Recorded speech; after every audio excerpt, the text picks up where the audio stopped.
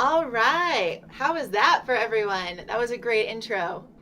Welcome to a little info session on called the Love Principles, which it's right before Valentine's Day, so it's a perfect topic. But these love principles aren't maybe what you're thinking. These are things that will help you weather a storm, especially as a leader. If you're a leader of a family and organization, probably both for a lot of you. I'm Dr. Theresa Larson, and I'm going to be leading this conversation today with my colleagues who are amazing leaders in their industry and people I've gotten to know, human beings I've gotten to know, and who I look up to immensely. So this Buffalo conference, though, is something that the five of us are leading in July, actually July 21st. It's at the Glen Erie, this beautiful location in Colorado Springs. I live on the other side of the Rockies, depending on where you're looking, but in the Springs area, which is an easy place to get to. And we are actually, so the Buffalo Conference is this holistic approach to helping you as a leader and your team weather any storm that you're up against. If you look at it, the buffalo itself is an animal, a force to be reckoned with, that doesn't shy away from storms. It actually heads straight into it. And as a leader, we have to do that, right? In order to last, we have to do that. But we have to be able to lead ourselves first and take care of ourselves because our people respond off of us. And so there are big problems in today's day and age from what's going on, in the current climate politically, but also just burnout, retention, right? Retention issues, presenteeism issues, absenteeism issues, juggling work life and family life. If any of those things, if you're listening right now live on any of our platforms and this resonates with you as a leader, definitely just give it a thumbs up or say, hey, I get it. Because we want to interact with you on this too. This isn't just us talking at you. We'd love to hear back, but those are some big issues that we're dealing with now, that all of us are dealing with leading people. And here's the thing, like, we want, with this conference and kind of this little snippet of what we're doing today called the Love Principles, is we're giving you tools. We're giving you tools to help you lead yourself first so you can better help lead others. And why not, just imagine for a second, storm comes up, because they do. Either you're, and I've learned this from Jon, who I get to speak with often, is like, either you're going through a storm right now, you're about to go through one, or you've already gone through one, right? That's just going to happen in life. But what if we learn to be like the buffalo and just charge through it, but with gentleness and ease, and learning to love ourselves and leading others through it? And if you will, dance in the rain, dance in the storm, like, be okay with it. Be okay with the process of working through it versus trying to just sit it out or avoid. So what I want to do first, before we get into the topic of the love principles, because I know you're on your seats just waiting to hear what these are about, and I cannot wait to share them with you, is have each of the leaders here share a little bit about themselves. So I'll start with the other Dr. T, Travis Hearne. Go ahead. Thanks, Dr. T. No, I'm just super stoked to be able to hang out with these four other amazing individuals and amazing leaders. So I'm Dr. Travis Hearne. I live on the other side of the mountain in Colorado Springs, and I was in the Marine Corps for 9 years, combat deployments back and forth from Iraq and Afghanistan, and really got a deep sense of love and passion for leading teams well, because I saw it save lives. I saw the other end of the coin where it potentially could have cost lives. So everywhere in that spectrum is something that where leaders, we can step in and we can make a huge difference in people's lives if we're doing it holistically in a holistically healthy way, which is why I love this group of people, because we're not that, like, yeah, it's great to wake up at 5 o'clock in the morning and eat nails for breakfast and read 17 books before you go to bed. But it's also, you have to be able to take care of yourself. And I want to be a little bit transparent here. We were talking about this before, and I wrote a book called Hybrid, and about hybrid work. And I want to show you a really deep aspect of hybrid work is my hybrid slippers. So this is what I wear during a lot of my sessions here. So I hope you enjoy this. We're gonna have a really good time. Dr. Teresa's she's awesome, and she's gonna really show us about these love principles, and we're gonna dig in and have a lot of fun. So with that, I want to pass it over to, let's see, Hollywood Squares. Let's go with Phillip. All right. Hey guys, Phillip Koontz here. I was a former and am a former Navy SEAL of 6 years on SEAL Team 10, a couple combat deployments, and I'm a public speaker now. As far as leadership goes, I've been through some pretty messy leadership in my life. And unfortunately, some of that was in the SEAL teams as well too, and that really motivated me to go on and continue my education and getting my master's degree in leadership. So I'm not quite to the doctor level yet, guys. Sorry, I'm the JV team now, but master's in leadership, really passionate about it. I look across the world and just kind of scan the horizon now for good leaders that are out there. And there's not a whole lot that rise to the surface. And I think that leadership is a buzzword now, but not a lot of people really understand what it means. So one of the concepts that I talk about is leading in, out, and up. Leading ourselves well, leading well within a team, and then how do you influence those who directly report to you, and then how do you lead up and influencing the people that you report to. So excited to be on this journey as well too. I live out here in Monument, Colorado with my wife and yes, 5 kids. I've got a little fire team of kids. And life is great. It's busy. We're drinking through a fire hose every day. But that's, just a little bit about me. Excited to be here talking about the love principles today, and happy Valentine's Day to everybody that's joining us right now. I'll kick things off to take it away, Jon. Yeah, thanks, Phillip. Hey, I'm Jon Macaskill. I too am a retired or former Navy SEAL, but I am retired. I live just down the road from Phillip, also in Monument. I guess technically I'm in Colorado Springs, so we've got like the Colorado Springs gang here, and then we've got the gang that's a little further west. So anyhow, I was in the SEAL teams for 17 of my 24 years in the Navy, and I also saw positive and negative examples of leadership, and I've learned from both sides of that. From the negative sides, I've learned what not to do. From the positive sides, I've learned what to do, and I've put that all in my leadership tool bag, and I'm excited to be sharing some of those lessons with you today, especially with that love principle with Valentine's Day tomorrow. So that's a little bit about me, and I will turn it over to Laura, our new addition to the team. Very excited to have you. Well, thank you so much, Jon, and I'm so honored to be here with all of you today. So my name is Laura Jones, and I'm the founder and CEO of Be a Legend. It's a company that I actually started quite a few years ago now, when I first emigrated from the UK to the US with nothing but a laptop and my brain. And my entire career has involved helping companies grow.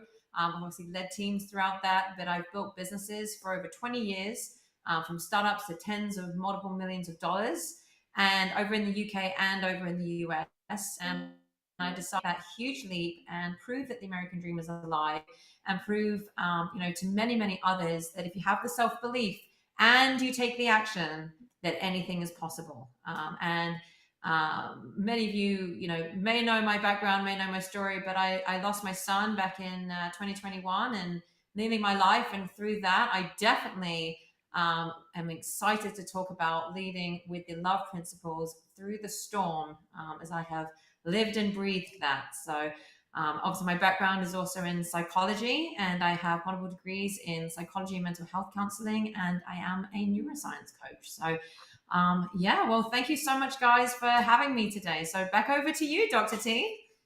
All right, thank you. This is quite the lineup. And so I'll briefly introduce myself, but through the love principles, you'll get to know me more. I am a doctor of physical therapy. I am a wife. I've got 2 little boys that keep me, life is very full here. So I am the founder and president of Movement RX, which is a company where we give people the knowledge and tools to live a lifetime of emotional and physical freedom. So we do government contracting and run retreats and give virtual experiences to individuals. And now more and more, even working with leaders of companies to help their company be healthier in general, right? Because if you're putting your people first, taking care of your people is something that a lot of leaders don't know how to do. And so we provide them the tools to do that. And yet in all of this, I've had to learn to do that myself first. And I am actually a former Marine officer, engineer officer. I ran a platoon in Iraq, did a bunch of deployments, but one overseas and then a bunch domestically. But all the while, and this kind of leads into what we're talking about today, is, and something I had a very hard time talking about for a while because I was very embarrassed, was that I always looked the part as a Marine, acted the part, pro athlete, Division I athlete, and yet I had an eating disorder. And I was struggling every day internally and fighting this battle that I didn't want anyone else to see and that I was super embarrassed about. But I had to perform and look the part and be the part. And I ended up hitting rock bottom. And right, that was deployed as a Marine and had to ask for help to people that didn't understand and to include myself. So that journey back was a difficult one. And those things that haunted me then, even haunted me as a business owner. And so I've had to learn, through therapy and through a lot of other things like mindfulness and meditation, which has been groundbreaking for me, and in my movement practice, how to take care of myself. And so there's this thing, the therapist I work with, a common thing was like, you need to learn to love yourself, right? If you're going to therapy, and I totally advocate for therapy, right, guys and ladies, this is important. You need to learn to love yourself. And I used to say, well, what the hell does that mean? Like, hug myself more, you know, give myself a little back rub. Like, what is that? And I found that that was something hard for therapists to actually give me actionable things to do. Now, breath work was one, which is super powerful. And we're going to go into that today. But I decided, okay, the love principles, like these are things that I learned over the course of healing. And I'm still on the wellness journey, right? We've never actually arrived. It's a constant daily journey. These love principles have been tried and true in my life. And I came up with them when 5 weeks after giving birth to my first son, I was asked to do a TED Talk. And it was like, boom, I wanted to talk about what it was like to be what it took to be a warrior. And I had to memorize it. And the way to memorize it was through an acronym. And there you have it, the love principles. And so it was wonderful to present, yet I was still in the frog of baby. So, probably I haven't looked back at that speech in a while, but it's probably a bit foggy. But today it's not. Today it's very clear. And it's been very clear for me the past 5 years of growing a family and a business and working with these individuals. So without further ado, I want to jump right into it because I want to bring up these principles, and I also want to ask this panel of amazing speakers and leaders here about their journey with the principles. So the principles laid out. Let the love begin. Let the love begin. So basically, okay, LOVE, right? The first one is lead you first. Lead, right? Lead you first. This is a concept I learned the hard way. Is in order to effectively take care of my Marines or anyone else, my family, my sons, my husband, and my company, I have to learn to lead myself first. And that was a light bulb moment for me, realizing this. Like, no one else is going to do that. Yeah, I mean, my family loves me, but I'm responsible for me. Right? I got to be the one to forgive. I got to be the one to stop blaming and shaming, because ultimately that's a direct mirror of myself. And so I learned this concept the hard way, but thankfully I learned it. And so I want to ask Jon, or I'm sorry, they take that back. I got so wrapped up in the flow.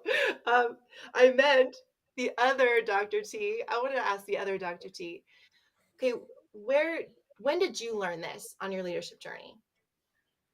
My goodness. So, I mean, a lot like you, being deployed to Iraq and Afghanistan and all those crazy places, it was very much mission first. It was you take care of the mission, you take it. We called it. I talked about this last time. You got horse, gun, cowboy, and that was the order in which you took care of yourself. Took care of things. It was you took care of your vehicle, you took care of your weapon, and then you took care of yourself. So that was kind of beat into me the entire time in the Marine Corps. It was like you need to make sure that you're getting the mission accomplished and things are getting done. As I kind of transition into the corporate space and into the civilian world, and I walk through my doctoral journey, my doctorate's in organizational change and leadership. So what we did, we basically geeked out for 4 years on organizational change and leadership theory, and I latched onto this idea, this transformational leadership theory, where you have different tenets, and we can a couple of sessions down the road we'll dive deeply into that. But one of those is called individual considerations. One of the tenets that you really go through is called individual consideration, and how are you individually considering your people? And it really it beat to death the concept of, and I loved it, it beat to death in a good way, if that matches, but it is, you have to be able to individually consider each of the people that work for you or around you in order to pull out the very best in them, and in order to pull out the very best, and in turn pull out the very best in your organization, your team. So it's really down to the cellular individual level. And I started thinking through it, and I was like, okay, that's great, but the leader is still supposed to be pulling those out of those other people. But what about them? What about themselves? How do they put a mirror up and individually consider themselves and what they need? And for me, it was like, man, okay, if I'm going to start talking about these things and leading my teams really, really well, I need to come from a place of health and holistic wellness where I am able to practice what I preach. And going back to being on the cellular level of things, like if I'm not, in a very practical way, if I'm not taking PTO and taking care of myself, how does that give my people permission to do the same? If I'm not taking time off when I really need to, if I'm not digging into my mental health, if I'm not, spending time with my family, how does that give them permission to do the same? And that all those things that are filling, and they refill your cup, and those are things that make us holistically healthy leaders. Those are things that really drive us. When we are filled up and we are taking care of ourselves, we take care of our people better, and in the best way possible. So I found that as a leader, as I've been leading teams in corporate America and kind of in the coaching realm and in consulting realm, is that like leaders find themselves in the worst spots when they're at their rock bottom, when they're on empty. So what I do when I talk to some of these leaders, these executives, is like, what are you doing to take care of yourself? What are you doing to fill your cup? How are you going to get the energy to be able to bring your organization, to bring your team up to speed with where you would like them to be? What are your goals for not only the business, but what are your goals for yourself? What are your goals for your health? How are you taking care of yourself? So it really, when I started peeling back the onion of like what poor performance was, what trying to think, the Great Resignation. Why are people leaving jobs? It's because of there's leadership that's not allowing the individual consideration that needs to be done in order to effectively build a team, and that starts with the leader taking care of themselves. So I saw that. And I saw that once leaders started taking care of themselves and really flipping the switch and prioritizing health, their teams got healthier. They got healthier. Their organizations were more successful. They started making more money. Those are the tangible things that taking care of yourself as a leader will actively get you. And I saw that firsthand, and it was a repeatable format. As a nerd doctor, the repeatable stuff is what makes sense to me. And like, if it's repeatable and it's practical, then it's a great practice. So that's kind of how I look at that. Well, wouldn't you, so as Marines, wouldn't that have been nice to learn too, as young Marines? Because that's also another skill. I remember on our last call together was like, man, just this concept of self-care. Because mission first, it's like, your people, troop welfare, and mission accomplishment. Really, nothing in there was about, well, you're part of that troop, and what are you doing to keep yourself healthy? Like those are, it seems like, okay, obviously now, but then, imagine what we could do with young athletes, young military members, young people in corporate America looking to be executives now. Burnout is a real thing. And, we're going to lead into the next thing here soon, oxygen, but well, I just gave it away. Breathe, everyone. Just take a breath. I just watched the movie Soul again. And Soul is a great Disney movie if you haven't seen it, but it was about finding that spark. And I feel like a lot of leaders have lost the spark, why they do what they do, and like the zest for life. It's clear because we bring leaders to our retreats that we run, and it's like, I've lost the colors, I've lost the zest. We got to find out that's like the beauty of life, right? And so yeah, go ahead. Also, when we think about this and we think about generational employment, we have new generations coming in, and these concepts are slowly but surely being more accepted in the workplace. The take care of yourself, the remote work, the kind of the increase of hybrid and remote work, all these things where the new generation of work is really wanting these things, and they're pushing for these things. So if we are able to prioritize those, and we are going to start to slow down a lot of those negative things that we're starting to see in the workplace, as far as Great Resignation, quiet quitting, all these buzzwords that have popped up over the past year. So if we can really start to try to bridge the gap between what the new generation of employees are wanting and what executives and leaders are able to provide, we can, I mean, it could be a whole new generation of amazingly happy and productive humans, which is what I would really love.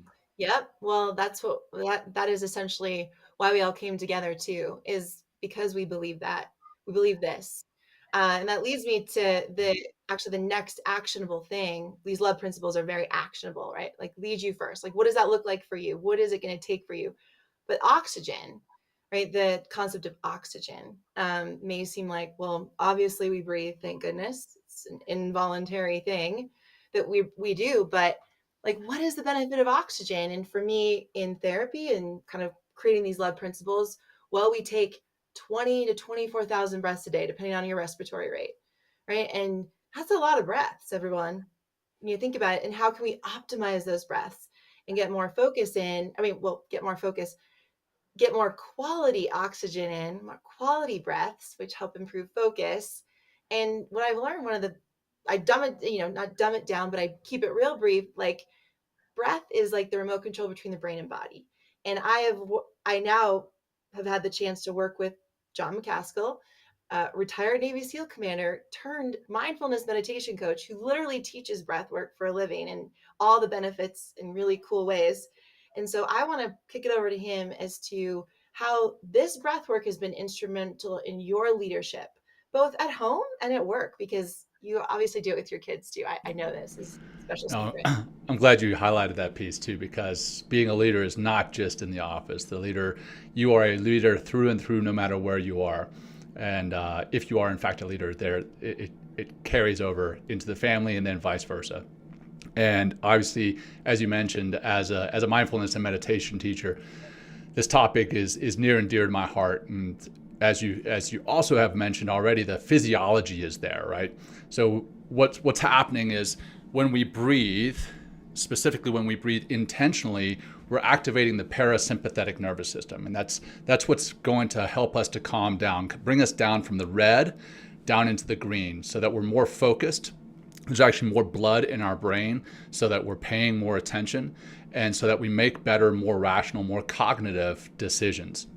And so that's a quick down and dirty of why the oxygen is important. Now, digging further into that, you're going to be more grounded and focused as a leader. So yes, you can make those better decisions, but you can lead better.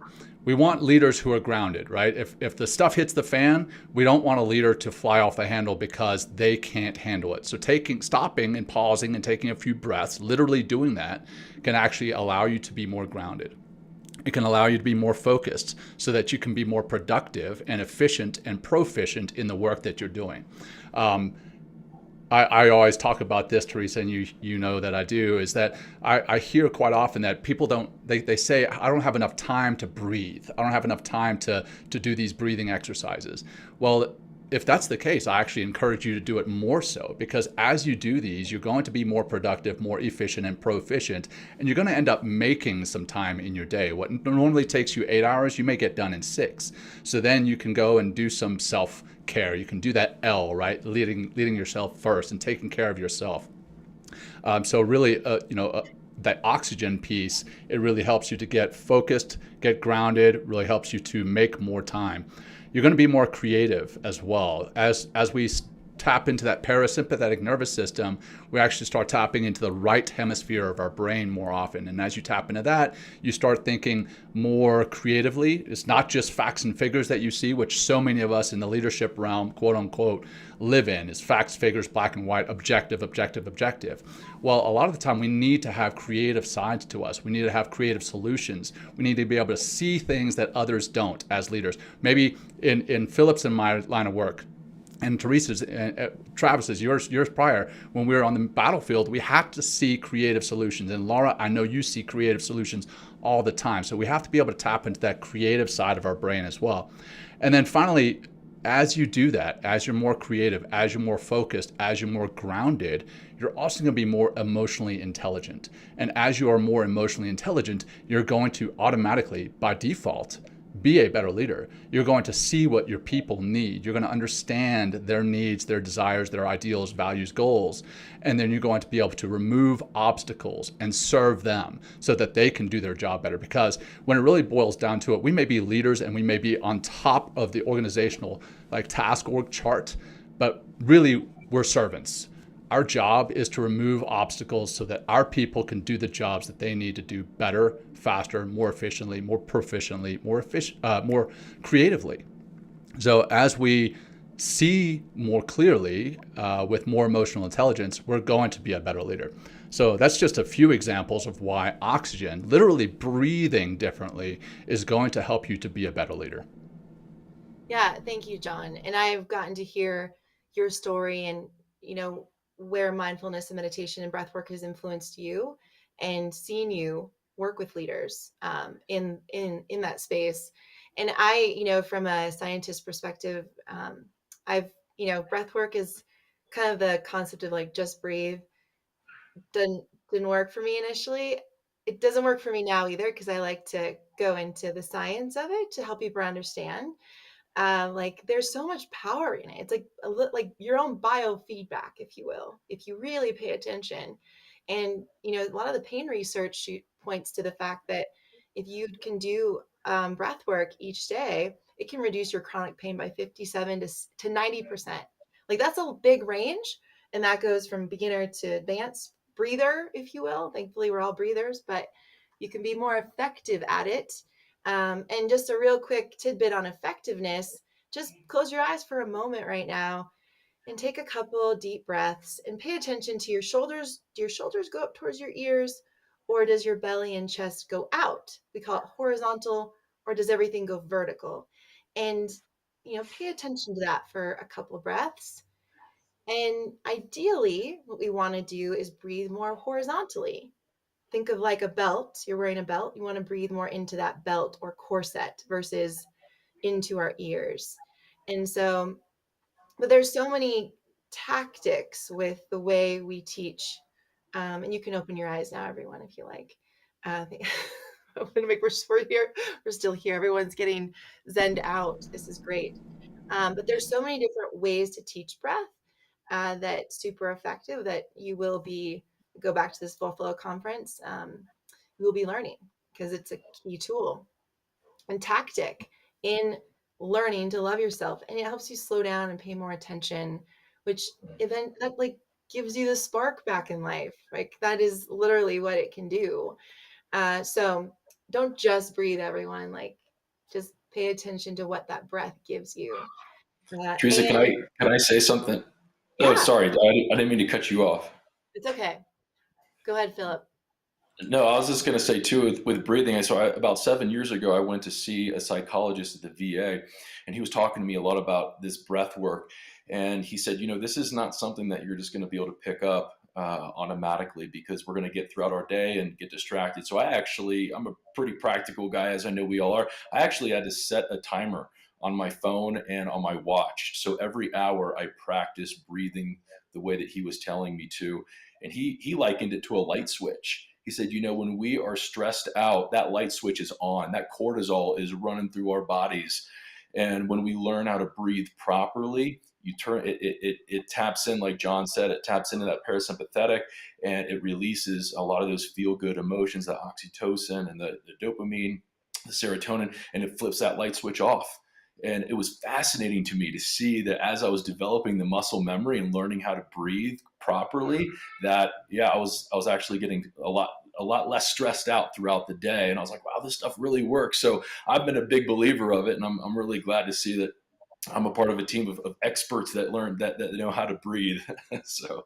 Yeah. And one thing I just wanted to add too, Dr. T, just before, if you guys are talking about or toying about the Buffalo Leadership Conference, these are the kind of things, these practical exercises that we are going through, and these really practical leadership techniques are things that you're going to learn firsthand from Dr. T and from Jon. And so this isn't just something that we're going to talk about here and forget. These are things that if you come, we're going to make you breathe. and it's going to be high elevation. So you're going to learn how that works really, really well. So look And forward if to not, that. you'll pass out. Yeah, so Well, look they can forward to that, and breathe. just know that these are things that we truly believe in, and like that we're going to show you at this conference. So. Yeah. Yeah. I just want to jump in and add something as well, that the like the oxygen part of this conversation, it literally, the breathing saved my life. And when I learned how to breathe and slow my breathing down, and I'm not kidding, it actually saved my life. I was seconds from flatlining, and because I did that, it slowed my heart rate down, which meant that otherwise I was just going to die quicker. So it literally can save your life, and it's an incredible tool and skill to have. And just like all of you guys have said today, that you learn to breathe and find that time and make the time. Actually, you actually set a timer, just like you said, Philip. Put it in your calendar, but you make that time to practice. You do that even 5 minutes a day. It's incredible the difference that will make, in even a week, 2 weeks, 3 weeks. So yeah, it resonates Thank strongly you, with that. Laura. Yeah, you're right, and it can save a life. It saved your life. It's human performance coaches who literally that's all I do is teach breathing have helped. It helps with panic attacks. It helps with learning to respond versus react to even just the simplest things like before you send a text, even though now you can edit them, right? I learned this from some of you in this group, but you be thoughtful about it, right? It crosses the gamut, the spectrum, but it is life. Breath is life, and if we can optimize it in our favor and train it. Like we can train it. We're going to train it at this conference. No, we're not going to do cold plunges necessarily, but something maybe a little similar. We're gonna expose ourselves to training this thing that can help us save us in how we respond versus react with our family first, ourselves, our family first, and our people. But that leads me to the next topic, which is super important too, is this concept of vulnerability, which I used to think was like, well, why would I want to be vulnerable? Because that's clearly showing weakness, of course, in my, snake brain or lizard brain part of me. Maybe that's what it was telling me, but that's not true. I've learned a ton about vulnerability because one, I had a disorder that was, basically slowly killing my spark in life. And so this vulnerability concept is something, I mean, obviously in therapy, you know, it, it helps to be vulnerable, especially if you want to get better. But I found that being vulnerable with my team, with my husband, even with my children now, I share when I am struggling because I want them to know, when it's not their fault, but this is what mommy's going through, or even with my team, like, hey, I need a mental health day. Um, I want them to know that. But I've read a lot about vulnerability, obviously from Brene Brown, and who's an amazing educator in that space. And I want to read a quote by her, and then I want to kick it over to Philip to talk about how vulnerability has played a role in his leadership style and who he is. But let me first read this quote by Daring Greatly, the book, which I highly recommend reading. Nice, great read on the side. So Brene Brown mentions vulnerability is uncertainty, risk, and emotional exposure. It is the birthplace of love, belonging, joy, courage, empathy, and creativity. It is a source of hope, accountability, and authenticity. If we want greater clarity in our purpose or deeper or more meaningful spiritual lives, vulnerability is the path. It is the core of all emotions and feelings. And we had a leader recently we worked with who said he has a hard time with feelings, but this work, these tools of oxygen, breath work, mindfulness, meditation, movement has really helped him open up. Now he's doing this with his team. Anyway, Philip, you've been a leader for a very long time, and vulnerability is really important to you. And why is it so important to you? Well, let me just say I'm not a vulnerability ninja quite yet. I'm getting there. But vulnerability, I'm just going to be honest, it sucks. It sucks, and it's hard, and it's messy. And with me, with my kids, the first thing that comes to my mind is I've got to be brutally honest with myself first, and then with my family. If I want to model vulnerability as leaders, we have to model the actions and the behaviors that we want to see in others. And so I have to say, you know what? I messed that up. Four most powerful words a leader can say is, I messed that up, and taking responsibility for that. And I'm not able to do that if I'm not first vulnerable enough to recognize when I mess up instead of finger pointing at everybody else or blaming other situations.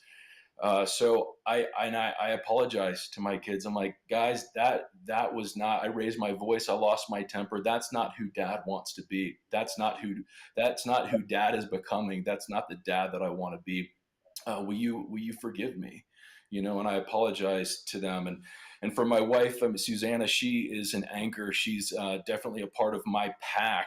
And I'll just highlight this with a real life example that literally just happened 4 days ago. I had the worst day for probably the last year since I can remember. I had the worst day ever, and I found myself really struggling with vulnerability. It happened I got triggered mentally, physically. I mean, this hung in this.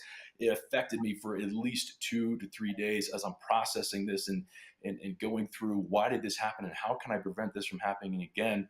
Not to get into the messy details, but we'll just say it was the VA and some of the lack of care that I had been getting, that they said that I no longer needed.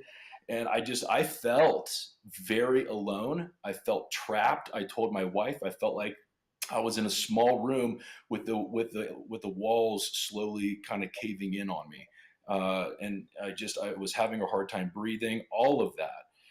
And I'm going to tell you, in the moment, so if you would have come up to me, Theresa, just that day on the street, or we would have seen each other at the gym and you would have been like, hey, Phillip, how you doing? I would have been completely open and honest with you and be like, I'm having a crappy day right now. And here's why.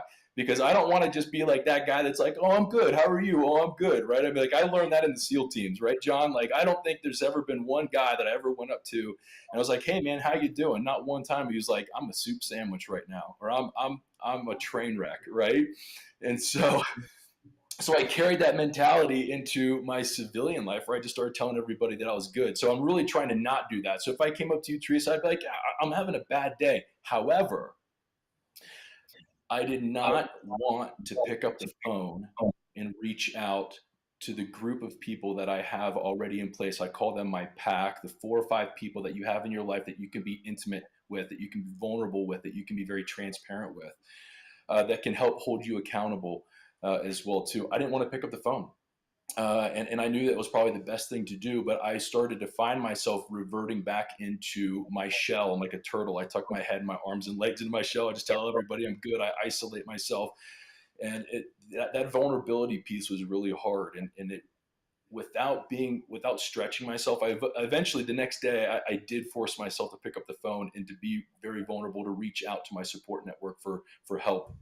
But without that, it's so easy. It's so easy to get in your head, to let those negative tapes play again, to let it to affect you mentally and emotionally and physically as well too. I mean, I was very lethargic, very unmotivated, and it was kind of scary, the place that I went to so fast without being intentional with some of the things and the practices that we'll talk about during the conference. What are some really practical tools that you can walk yourself through to help maybe some of you begin that journey of vulnerability, or just to work towards becoming that vulnerable ninja, where it just is like breathing. It's second nature for you. So it was something that I had to kind of pull myself out of. And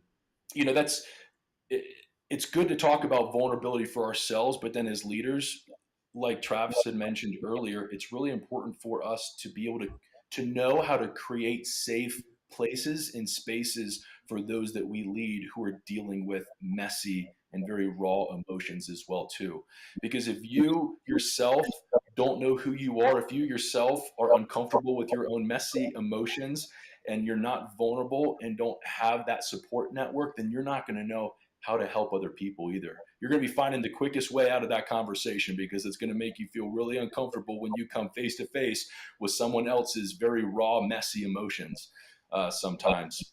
And speaking of Brene Brown, I think one of my favorite analogies of this, I think if you really want to get to the next level of vulnerability, really work on empathy.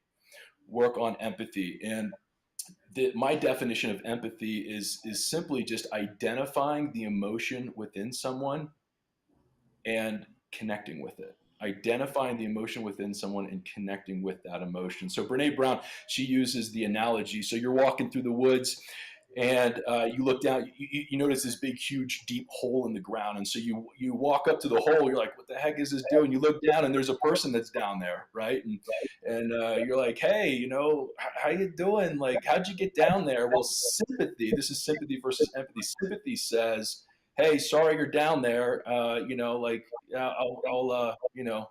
be praying for you, or sorry you're down there. It must be rough." And then you just kind of walk along, through the path of the woods. But empathy is where you get that ladder out and you crawl down in the hole with them and you just sit with them.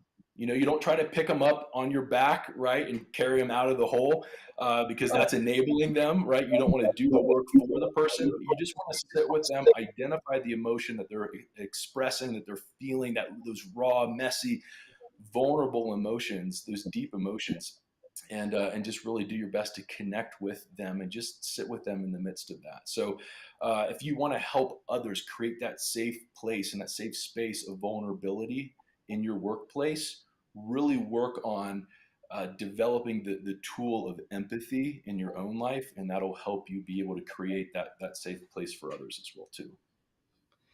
Well, Phillip, thank you for sharing that. Well, one, just by you being vulnerable here, uh, you know, is really helpful for me, leading with you. And then I can guarantee you everyone listening, because that's the one thing I've read about vulnerable when a CEO or an executive can be vulnerable with their team. It allows their team to then open up about what's going on with them and share their struggles. So it's just like the physical stuff, right? If we, just the concept of self-care, like lead you first, if we start to do that by doing, you just showed what that looked like. It's like just sharing the fact that it took you a few days. Yeah, I've been there too, like in my own life. And and when you share it with another empathetic human, which leaders could all use more empathy, right? It doesn't, that shame dies. Whatever shame you have with it dies. And actually that's how Brene Brown teaches it, is when you share with an empathetic ear, your shame goes to die, which is what sometimes we need. And leaders, we take on so much in our lives too. We are good at helping others. We are good at, I like Gretchen Evans, one of our panelist speakers, which I'm just going to say that out loud because we're so excited to have her.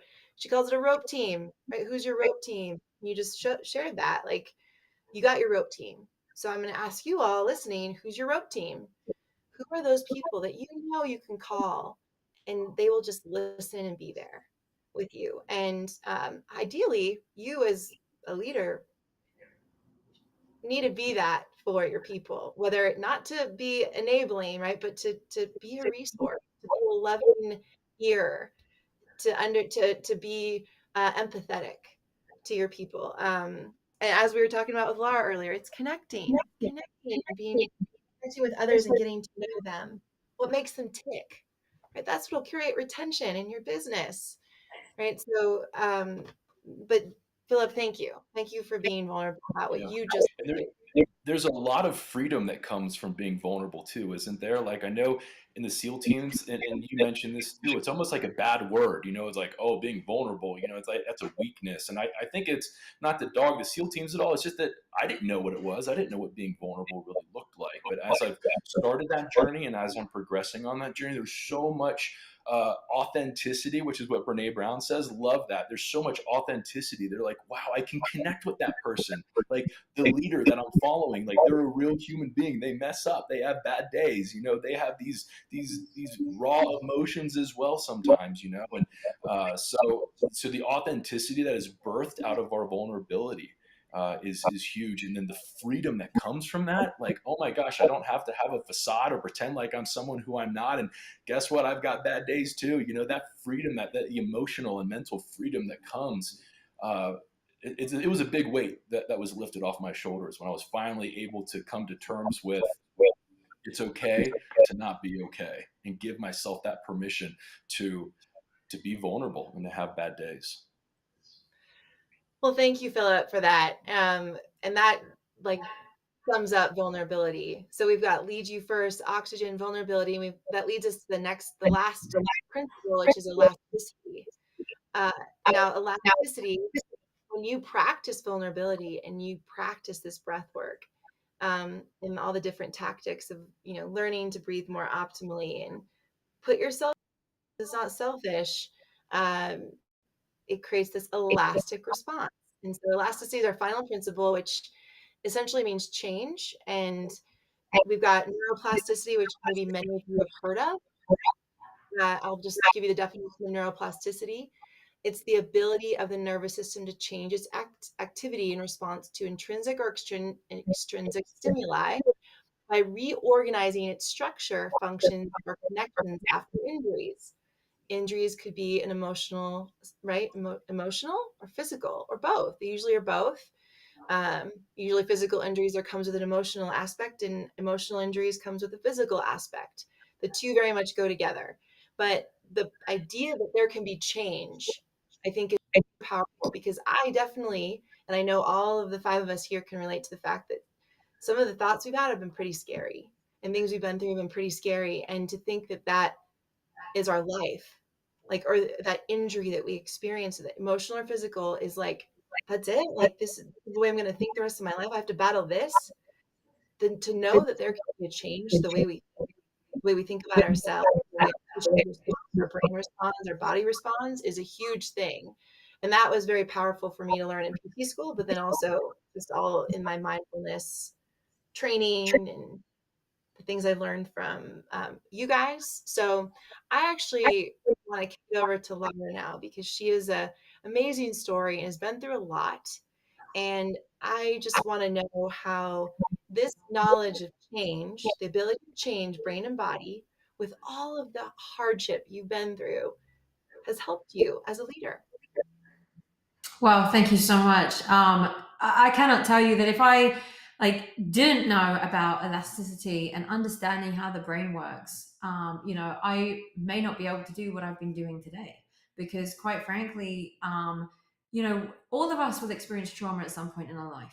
Whether you're a leader or you're not a leader, most of us will experience some type of trauma at some point, whether it's in the workplace or outside the workplace.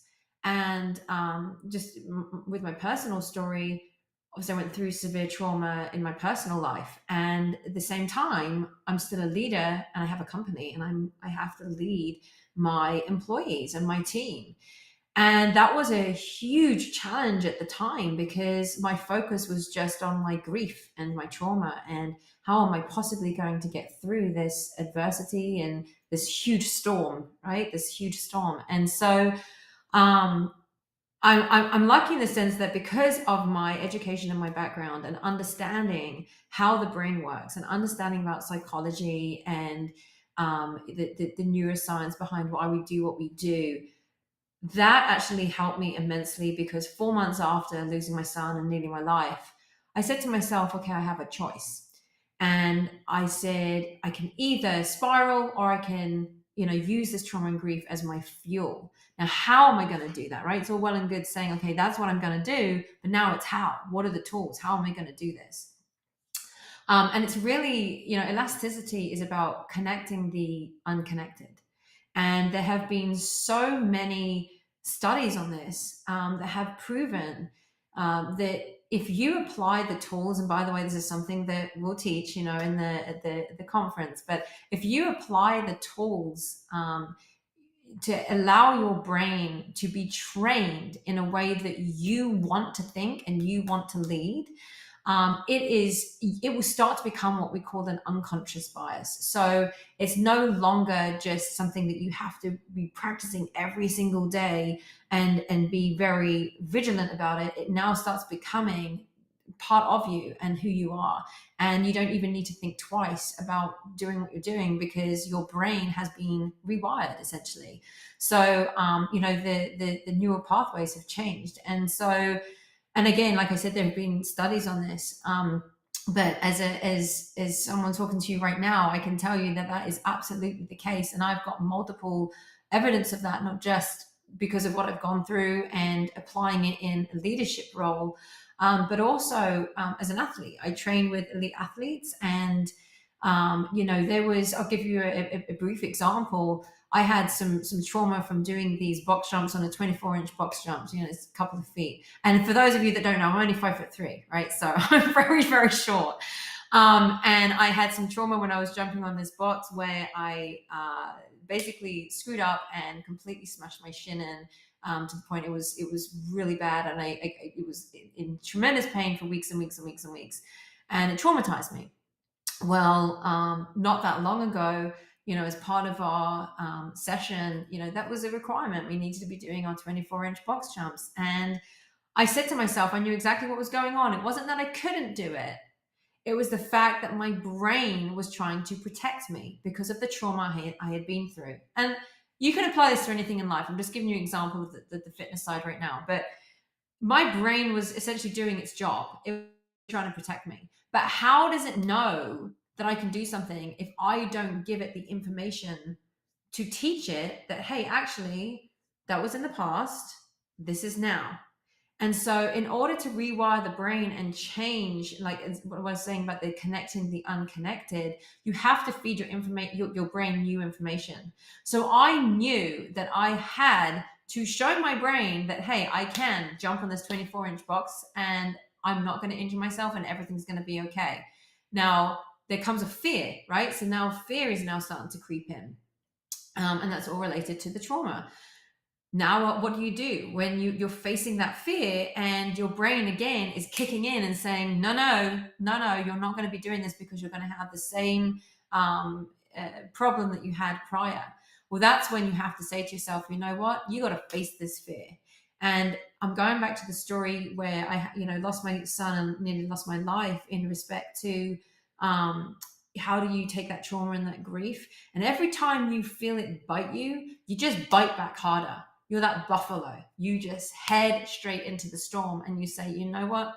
I've got this. Because otherwise, again, you're just stuck in that rut and you cannot push past. You cannot get through that adversity. And so now going back to the box jump again, I did do it, and it took a lot of courage to be able to make that jump because, again, I'm facing that fear.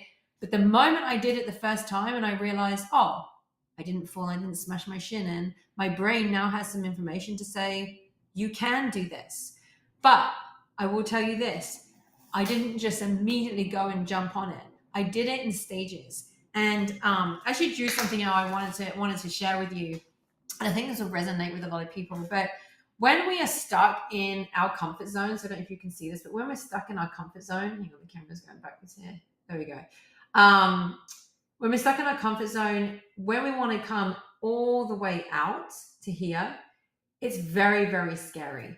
And essentially that is what my brain was telling me, that, wait a minute, you want to go from here to here and you had major trauma? There's no way you're going to be able to do that.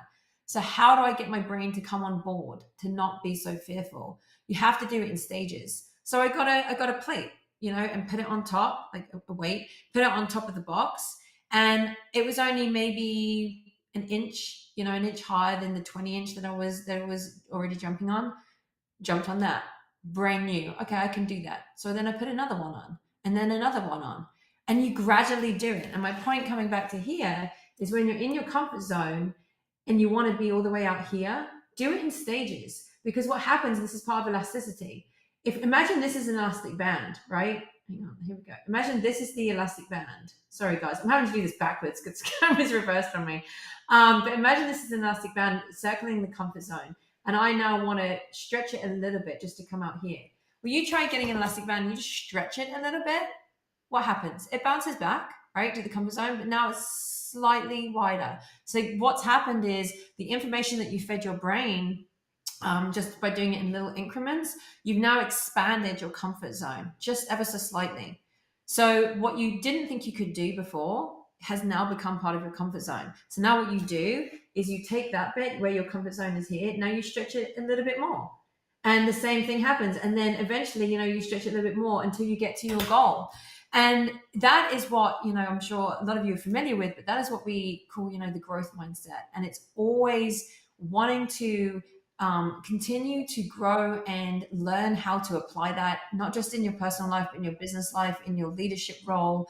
And I think that it is essential for any leader to master that skill, because how can you ask your team to do something if you're not prepared to do it yourself? And therefore, like I mentioned, it's by practicing this and doing this every day, and it's even just taking something very minuscule that you might think is a huge thing to you, and to others it's not a big thing, but maybe it is to you. Just like I said about the 24-inch box jump, doesn't sound like a lot, right? But because of the trauma, it was a lot. And so therefore, once you prove to yourself that you can do something, it's very easy to show others how you can do that. But you've got to master that skill yourself. And like I said, with elasticity, it's a huge tool to have. And if you can practice that every day, you are literally rewiring your neural pathways, and you're making that into your unconscious versus just having it as what we call the conscious competence. And then you're able to just open up your mind. You can stretch past that comfort zone again and again and again, and just keep expanding it. And then going back to what Phillip was saying about the empathizing, and what Dr. T said, you are empathizing with others too, because now you can kind of feel like you're putting yourself in someone else's shoes, because you understand what it's like for them to get past that comfort zone. So if you have a team member that's really struggling to get to a specific goal, maybe, there's something holding them back, whether it's, at work or in their personal life, you as a leader can now address that, and the tools of what to teach them to help them get past that. I just will tell you this, that a fixed mindset can definitely sabotage your thoughts, because it's going to just constantly keep telling you this is, if you've got that fixed mindset, you're telling yourself that you can't get any further. And so by having that growth mindset and just keep stretching and just practice it little by little by little, you'll be amazed at what you can achieve. And don't think of yourself as this glass vase like a lot of people will do, because it's fragile. You think it's rigid and solid, but it's fragile. And if you drop that, it cracks. And therefore, think of yourself more as an elastic band. You're going to stretch it and stretch it. It can always bounce back. But now, like I said, you've just expanded it past the original comfort zone. So yeah, elasticity is absolutely huge in my world, and what I do as a leader, and to help teach and educate many, many others, by enhancing their leadership performance. It's really a vital and critical tool to have, and knowing when to bring that out with your team.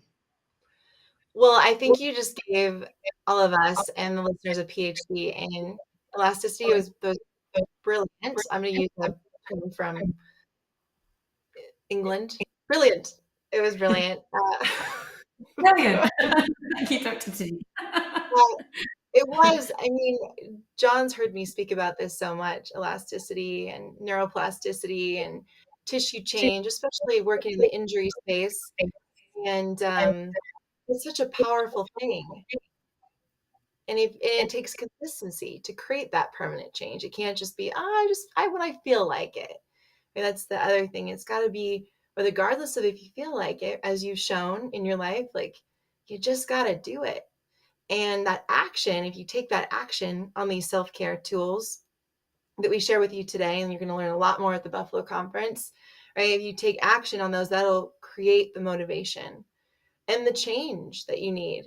And if you ever feel bored on a Friday night, just look up stress strain curve of tissue, right? Like, of any tissue. It could be bone, connective tissue, brain tissue. I mean, it's fascinating-ish. If you like reading science, but honestly, you could just listen to Laura, and it's way more fascinating listening to her talk about it. But change is possible. And if you are someone with a fixed mindset out there, like, no, that doesn't apply to me, you're wrong. You're wrong, because it can. And so, and she beautifully explained the path of basically neuroeducation. It's little steps. And I'm 6'1", Laura. And I had a hard time with 24-inch box jumps, and I've shinned my shins, and they're still there. I still have the scars to prove it, but they've healed, and I'm working back the courage too, right? It's little by little. And that was a great example, a real life example. Fall down and you get back up, but getting back up might mean baby steps, right? So, to kind of wrap things up here, everyone, because it's 2:30 Mountain Time, and we want to make sure we honor your guys' time listening. The love principles, right? Think about how you would apply those in your life. Lead you first. What does that look like for you? How can you start to do that more in your day? Oxygen. How can you be a little bit more thoughtful about your breath? Maybe taking a little timer on your phone and putting a timer to taking breath breaks, or being more thoughtful about when you meditate and breathe. When you meditate, the breathing that you are doing. Are you breathing more horizontally or more vertically? When you're on your phone, are you breathing more horizontally, 360 degrees, or are you kind of just doing this type number? I'm over exaggerating a bit. Vulnerability. How can you have some of those vulnerable conversations with those you love or who you feel are empathetic people? Maybe there's some forgiveness or some conversations that you need to have to just help move forward in your life, right? What does that look like for you? And then lastly, we just spoke about elasticity. Where do you feel stuck or fixed in your life, whether it's with an injury, physical or emotional, or like literally just stuck in a decision that you're dealing with, or a pattern of thinking? Well, remember, change can happen, and how are you going to get through that?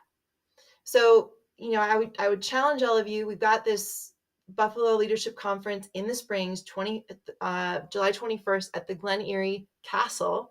Beautiful spot. We've got an early bird special. You can give a thumbs up, if this even interests you, or comment below. Yeah, it interests me. We'd love to have a conversation with you.